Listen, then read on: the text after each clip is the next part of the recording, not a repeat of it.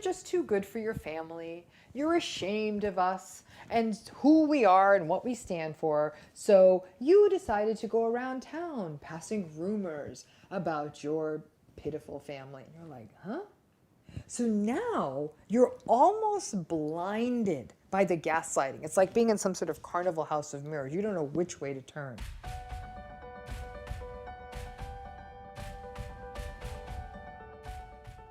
Today we're going to take on a bit more of a complicated issue, which is why do people sort of stick in these relationships with narcissists as long as they do? And when is it too long to the point where it starts doing real harm to you?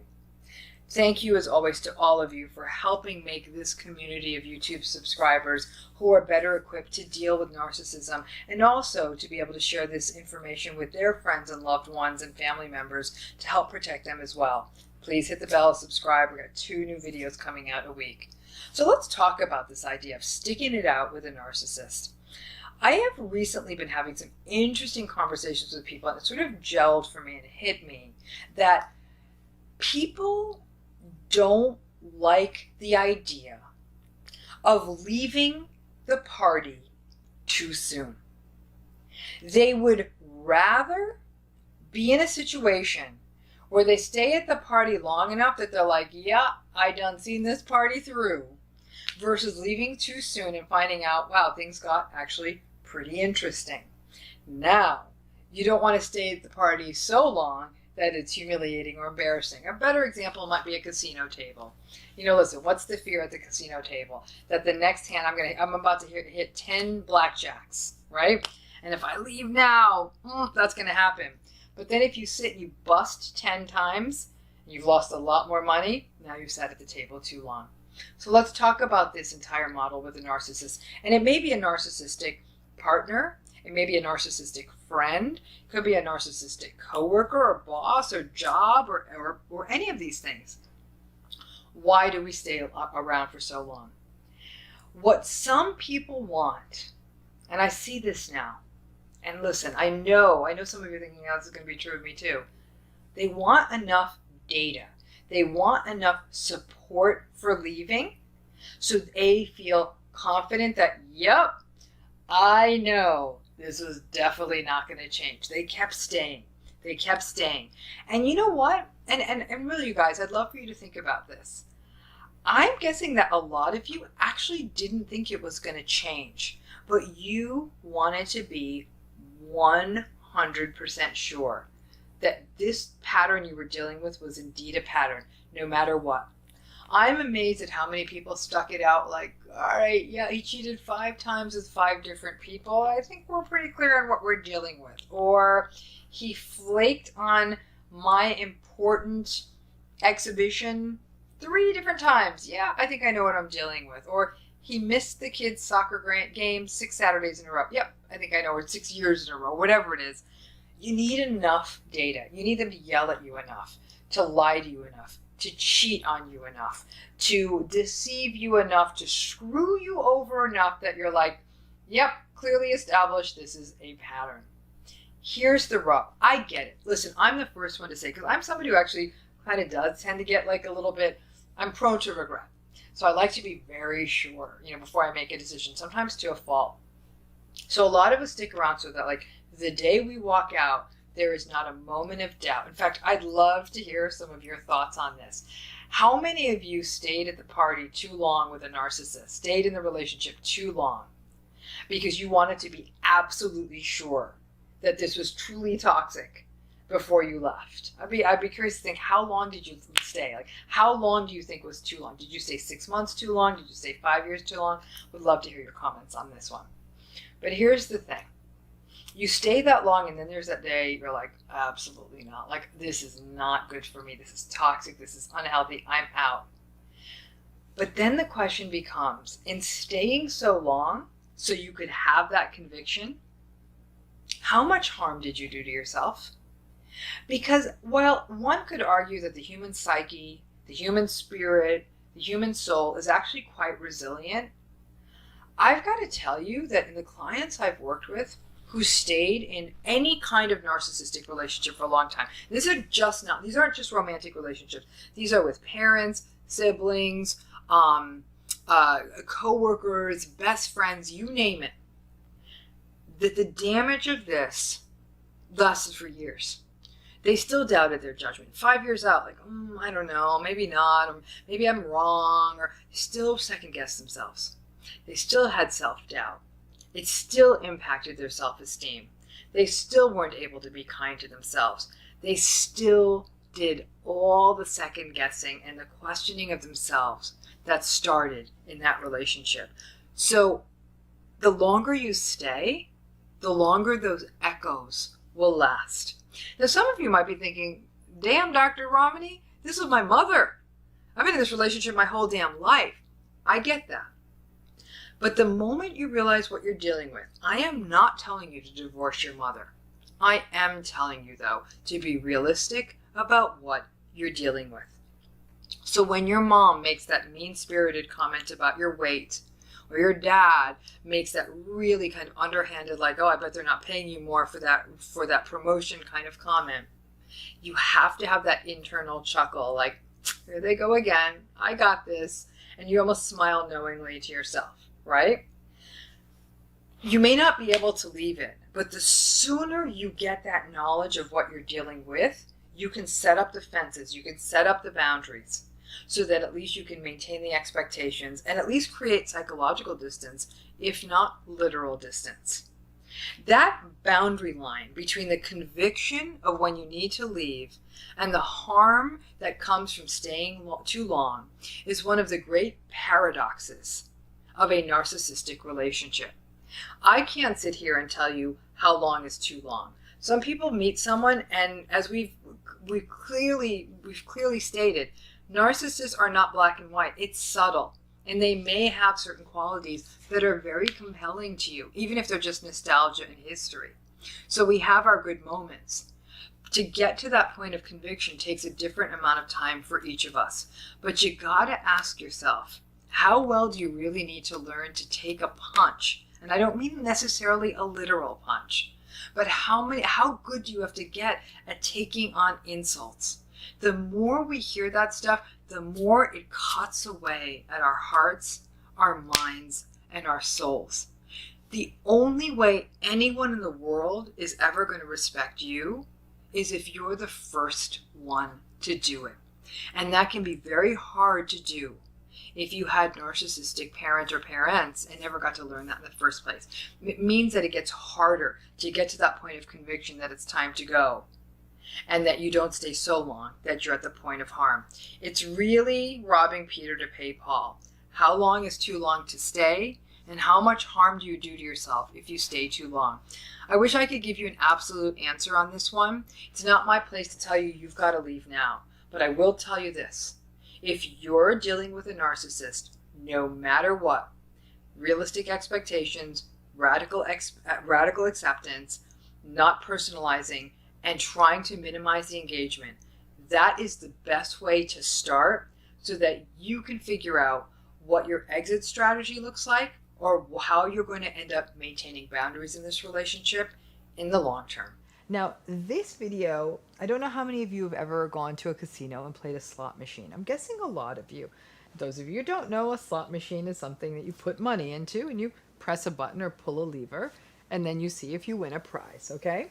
So that metaphor is what we're going to work with today, because if you could understand this and some of the more interesting research or things we know about slot machines, you're going to learn a lot about how you get stuck in narcissistic relationships. So let's talk about how these slot machines manipulate us, just like narcissists do. Now, as many of you know, if you've read my books or watched other videos, I have used the slot machine analogy to describe why narcissistic relationships are so seductive.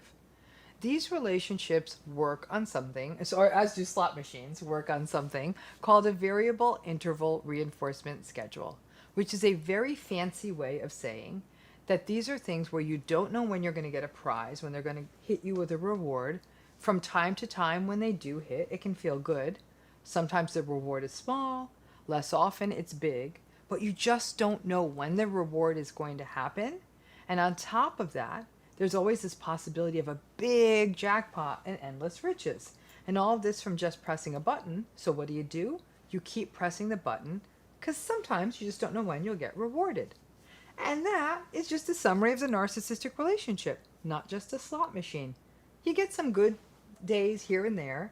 And it's not because of anything you do, but when they happen, especially in the midst of the usual criticism and manipulation and ickiness of the narcissistic relationship, it feels wonderful and also serves as a reminder that maybe you're the one who's wrong and it is okay. It is an okay relationship, right? And it lightens the pressure of the cognitive dissonance and it gets you even more committed to wait out whatever the jackpot is in a narcissistic relationship. I suppose in a narcissistic relationship, that might be them completely changing and becoming empathic and kind and seeing you and all the wonderful things that you are and no longer gaslighting you. I suppose that some people win slot machine jackpots that are worth millions of dollars.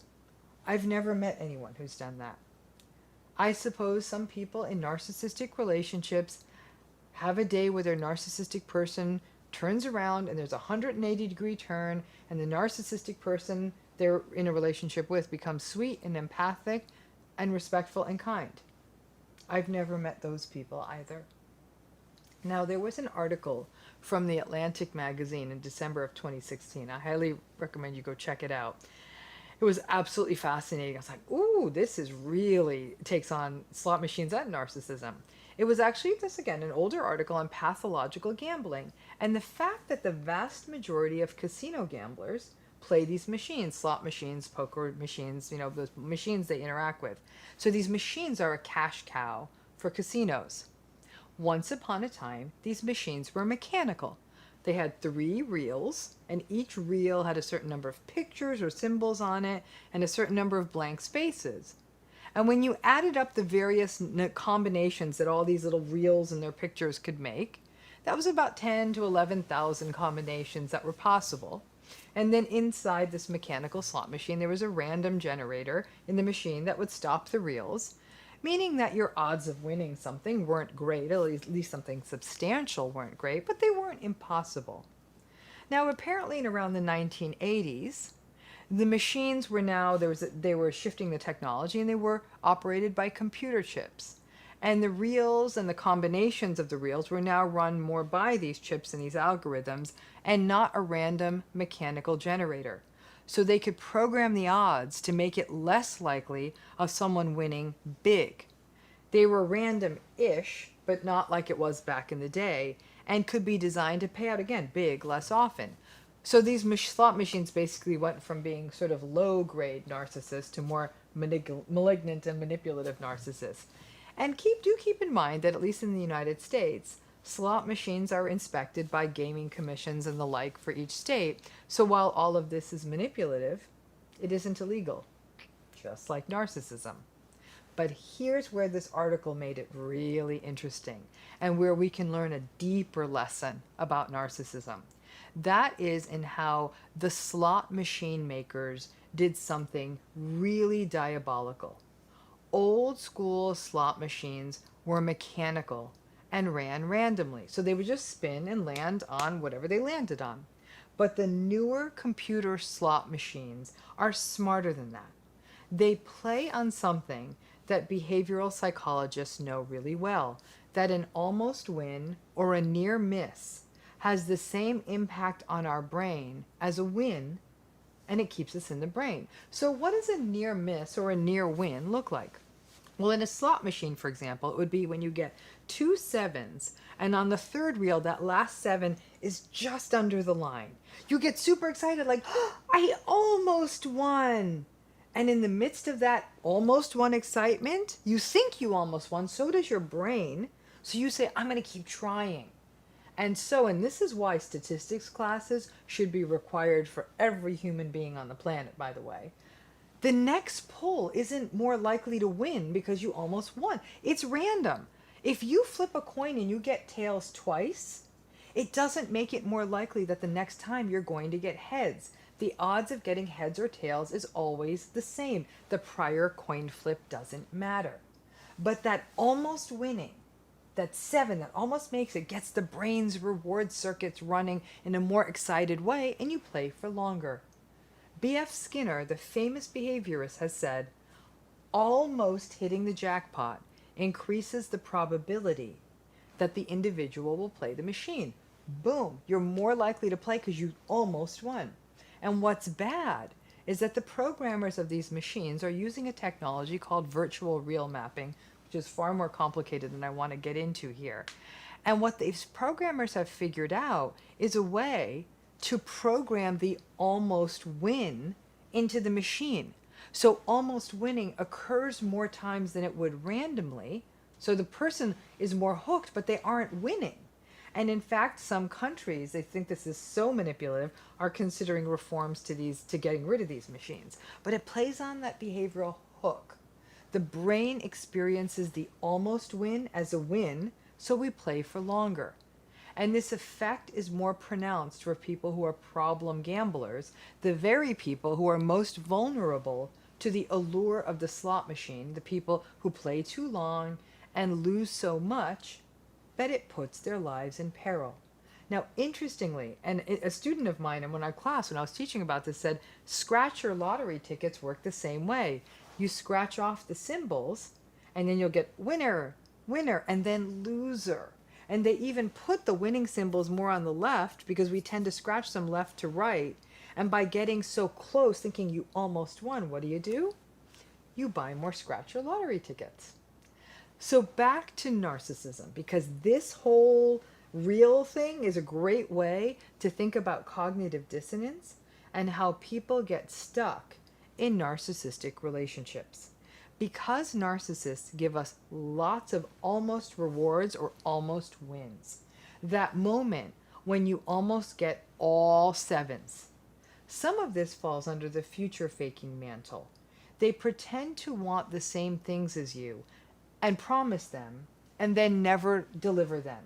You listen to their chit chat about their promises and it feels so real. So it feels like you're almost there, almost getting that thing they promise, but then it never happens. The jackpot never comes, but for a minute you thought it was. And those damn slot machines have yet one more thing, bad thing, programmed into them. These newer slot machines, and I'm sure you've seen them if you've gone to a casino, are more complicated, with 5 video reels all playing out on a screen, and it's hard to figure out what pays out and what doesn't.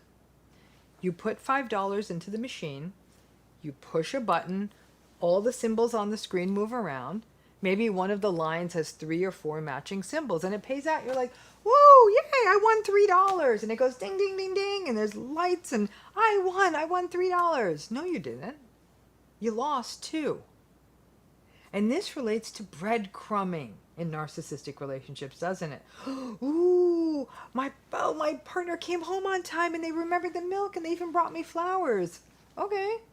But in the last week, they also missed numerous important events and criticized you and belittled you once they came home with those milk and flowers.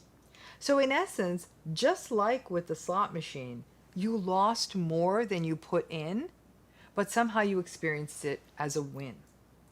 Those small wins are what make narcissistic relationships so sticky. You have that good conversation. Maybe you and your narcissistic person find a cool restaurant together. You solve a problem together.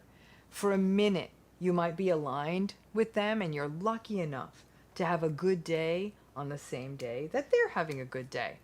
It could even be as simple as they do the things that people normally do, like help you with the grocery bags, don't criticize you for what you're watching on TV, offer to drop off something you forgot. Those simple little things that feel normal and relationshipy. The almost win, the feeling that more is coming. And for a minute you think, this is going to last. They did the groceries today. Tomorrow's just going to keep getting better and better and better and jackpot. It's the almost win, right? That normal day that you almost start to forget about some of the gaslighting. You almost start to forget about some of the mean things they do and say. You exhale. The struggle is, though, it almost doesn't last and you start pouring more money into the machine. Later that day or the next next week, something will trigger that person who has a narcissistic personality style, and then The proverbial slot machine reels stop paying out, just show random stuff. And you will frustratedly wonder if you should keep playing the machine, but those almost wins keep coming. So you stay. And again, as B.F. Skinner, the behaviorist, said, the almost wins are as rewarding as the real wins. And this is why people stay in. Those little tiny wins are just enough to keep you in the game. And just like with the $3 win, that was really a $2 loss. You may even try to justify the relationship on the basis of the small win, but in the macro, it was all a loss.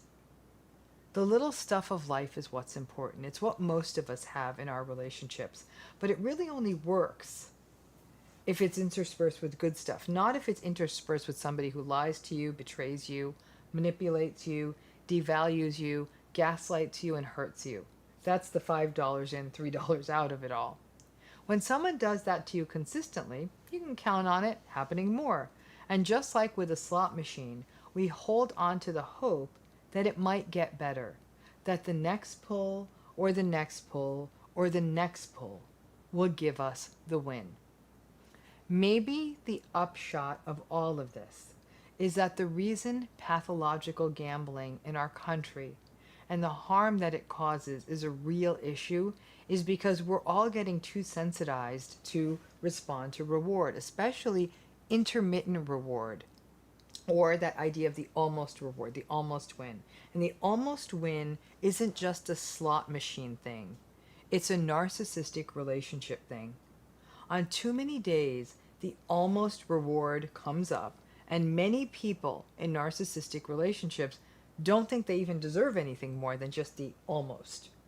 And so the brain takes that almost win, almost near miss, and holds on to it as if it's the real thing, so you keep at the relationship. As a result, you can look up one day and realize that you stayed for decades because of the almost win, and realize that those mini wins weren't really wins, and that you still put way more in than you ever got out. Slot machines are always a bad bet, and so too are narcissistic relationships. But by understanding how even the people who make slot machines have figured out how to keep people playing longer and taking more of their money, sadly, the same thing happens to people in narcissistic relationships. The narcissistic people keep figuring out how to get your supply, in essence your money, and keep you in the relationship for far longer is healthy, and they give very little in return. So when I read that article on slot machines, I was kind of reading it, just curious one day, and just for something to read. And then I was like, wait a minute. And I went back to the beginning and I said, this is exactly the dynamic of a narcissistic relationship. You think you won, but you really didn't. You actually got nothing. And even when you did win, you actually lost. And that's the paradox of the narcissistic relationship. Would love to hear from all you gamblers out there. Does this help give you a little bit more clarity on how the slot machine is the ultimate fix, and the narcissistic relationship is sort of the real world way that a lot of these dynamics play out? So let's talk now about baiting. So when we think about baiting, let's think about someone who is finally understanding the narcissistic story, the narcissistic narrative or relationship that they are stuck in. The person decides to disengage, or they don't fall for the love bombing part 10, or don't succumb to the hoovering. And I'll be talking about all these terms in this series. A narcissist is actually on a sort of single-minded struggle to have one thing in a relationship, and that's power. They had the power when they love bombed you. They have the power when they discard you. They have the power when they manipulate you. And they have the power when they gaslight you. It's very much a primary driver in the narcissistic dynamic, the drive for power. So, because we don't like power imbalances, you might watch these videos and try to take the power back, and you don't engage, and you don't react, and you don't explain, and then what happens?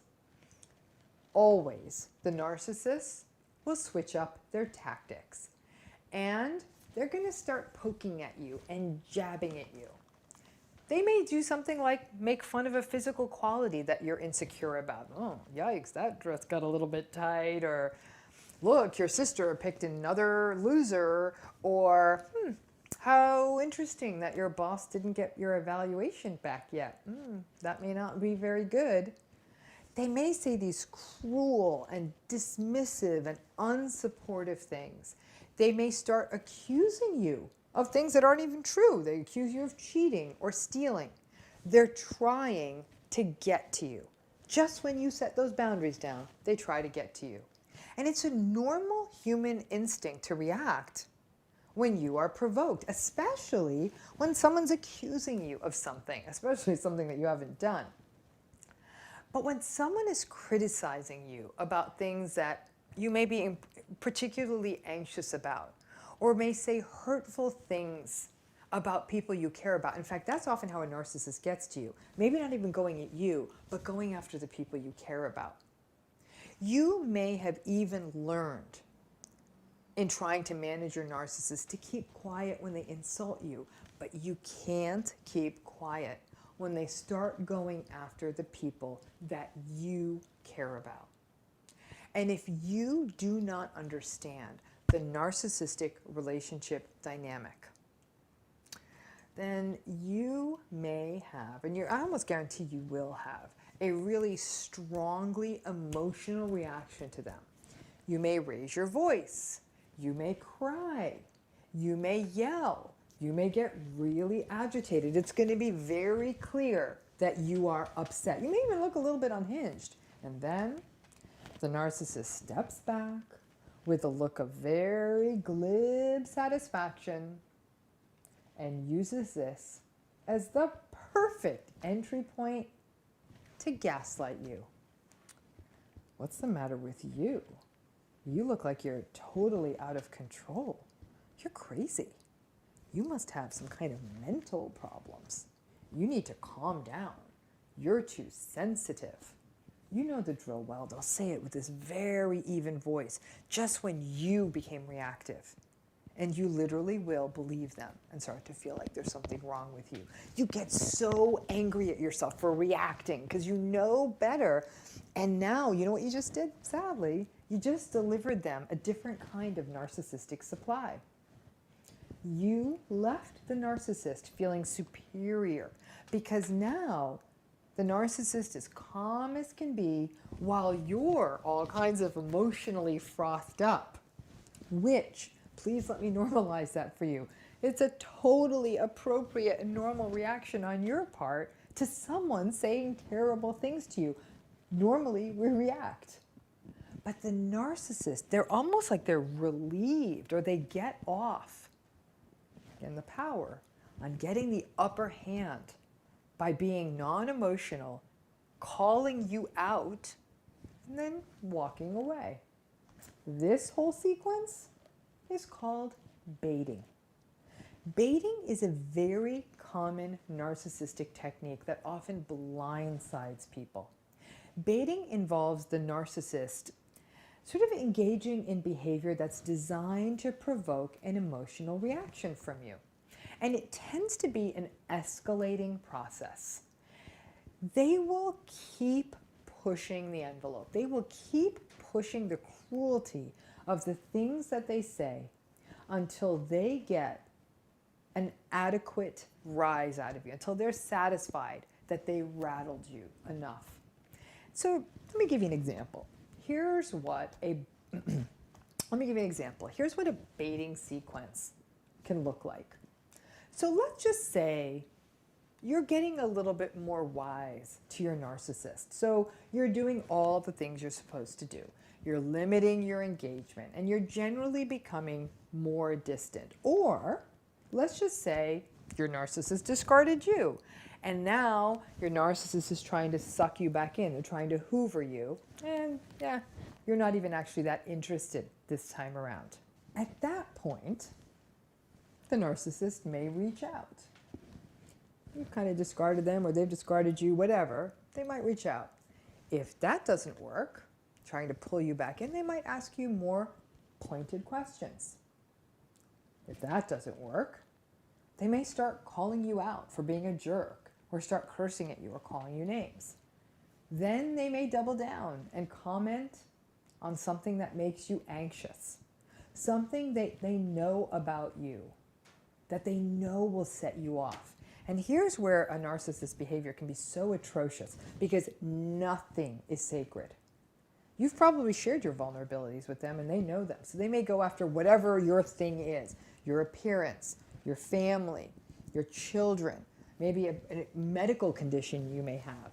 And at this point, they may also start hurling all kinds of accusations at you. And this may even be sort of bizarre stuff from left field. Like they might say something like, oh, so I guess you must be a gold digger and replace me with a rich guy, which is going to be news to you because that's not true. Or they'll say, I get it. I get it. You're just too good for your family. You're ashamed of us and who we are and what we stand for. So you decided to go around town passing rumors about your pitiful family. And you're like, huh? So now you're almost blinded by the gaslighting. It's like being in some sort of carnival house of mirrors. You don't know which way to turn. But let's say you still keep your cool in the face of this. Now they may double down again with threats. So, how would you feel about me telling your boss what you really think of him? Or something like, should I tell your sister that I know about that STD you told me she got? Or it's a veiled threat. You know what I know. It sure would be a shame to share it with the world. And you know what? Even if you go after me for saying something, the world's already going to know. They are very good at throwing those threats out there, and it can be really unsettling. And this is the point when most people break and they succumb and they get back in touch with the narcissist. If you didn't break earlier in this process, right? If you were in an intimate relationship with someone, the odds are that you did share confidences with them and you did share them with trusted information, and they may actually have some proverbial dirt on you. So you agree to talk to them, even though you had set a boundary and didn't want to talk and didn't want to fall for the baiting. You agree to talk, and you know what? And I can guarantee you, trust me on this one, the narcissist can smell your fear. Once you are back at the table, it tends to be business as usual, invalidation, and basically, once their baiting works, they'll look at you with contempt, with a stance of, how dare you think you could avoid me? Now, at the most extreme, if you really don't crack under any of their baiting can even result and keep kind of escalating into them doing things like filing frivolous lawsuits against you. And that might then force your hand to take on the cost of a lawyer, or going back to court and asking for more custody and starting that entire process again, or just pushing for investigations. These sorts of things can be costly, they can be time consuming, they can be anxiety provoking. Now, not all baiting goes this deep or this dark. In most cases, when you're in any kind of a narcissistic relationship, baiting often takes the form of simply being provoked or getting provoked by them and giving in to their provocation with a strong emotional reaction. Now, baiting gives any kind of narcissistic, difficult, toxic people a sense of power. You becoming unhinged is a source of power and narcissistic supply for them. Again, it sort of fosters their cold sense of superiority. But keep in mind, that is just so they can feel in control again.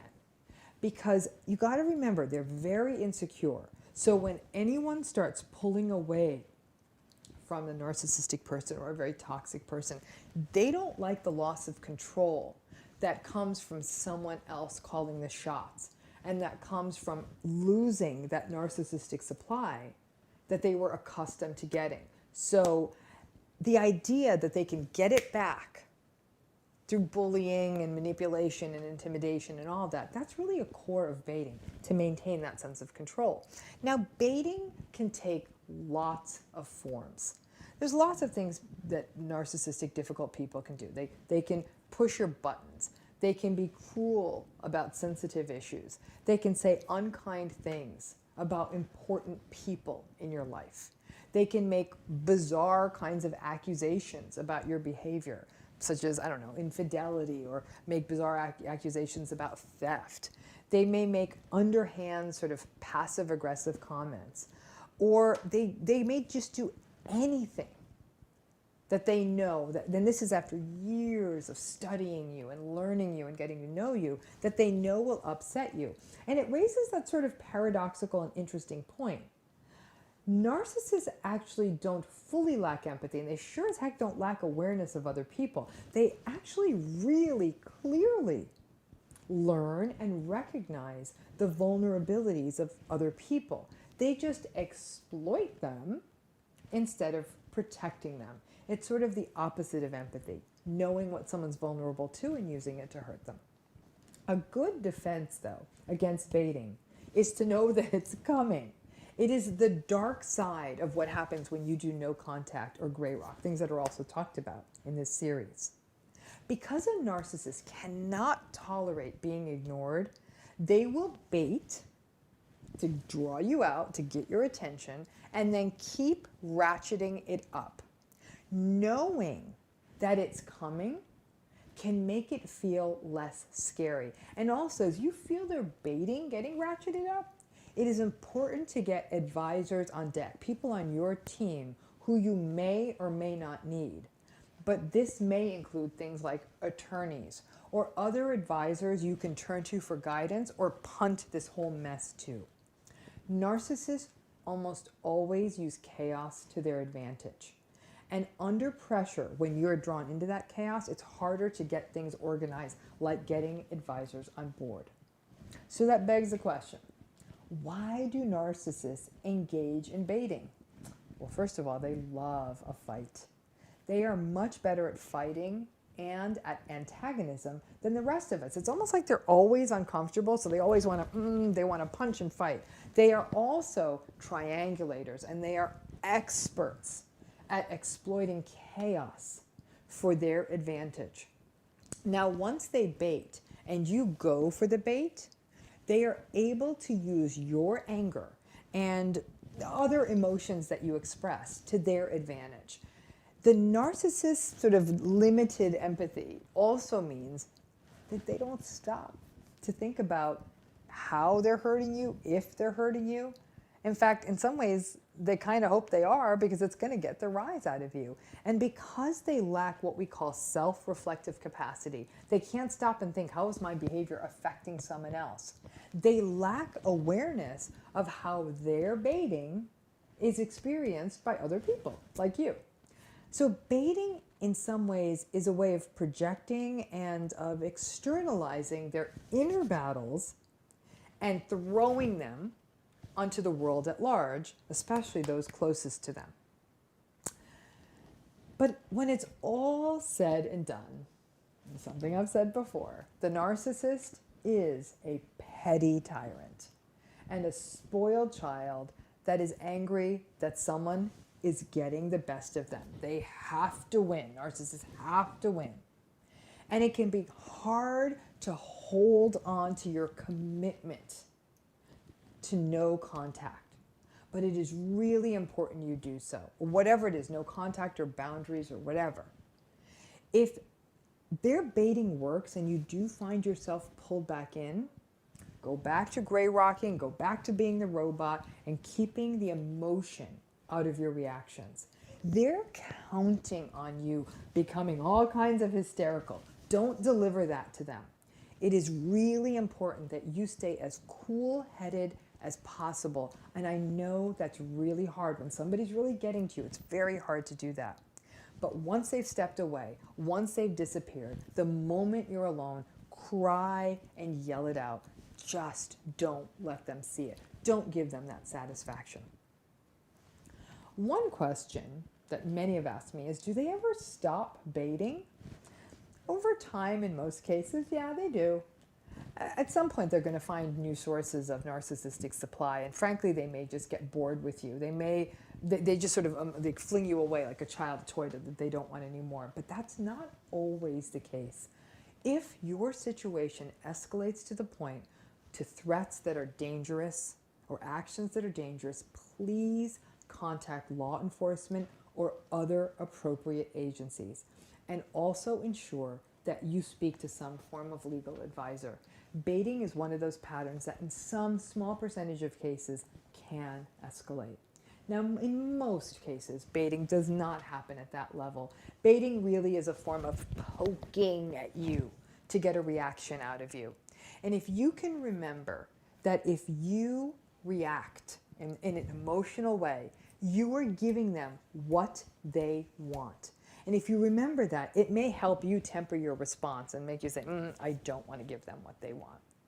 Over time, baiting can and will take a toll on you. So you need to make sure that you have supports in place to take care of you, to talk to, and also learn to take care of yourself. Years of enduring this pattern of baiting can really take a toll on your mental and physical health. And some people will say they often find it hard to even find someone to talk to who understands this pattern. Even some therapists who may not understand baiting and narcissistic relationships may not understand this. And it can really be destabilizing to feel like you're talking to people and they're saying, you're being paranoid. So remember, it's very important you find those people, you find your people that hear you and believe you and can bear witness to the struggle you're in. I hope that this video clarified this concept of baiting, the narcissists poking at you. It's a terrible cycle, and if you've been through it, you know it. If you haven't, I hope it doesn't happen to you, but you need to be aware it may very well happen to you, whether it's a family relationship, a work relationship, or an intimate relationship.